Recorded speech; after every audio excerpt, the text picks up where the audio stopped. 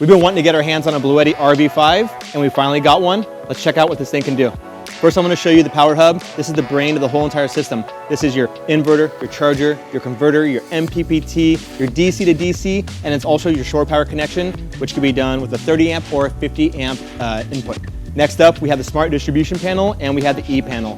The distributor panel is going to be for all your AC circuits, your DC circuits, all in one enclosure, and then we have the E panel. It's basically a touchscreen that monitors your whole system. It's going to show your input, your output, allow you to toggle on AC and DC circuits. So much information on there, and the coolest thing about it is you can tie in your water levels and water temperature all on one screen. The BLUETTI RV5 system comes with all the cabling you need to hook up this whole entire electrical system. Super nice crimps, even got ferrules on there, so all your connections are nice, secure, and tight and safe.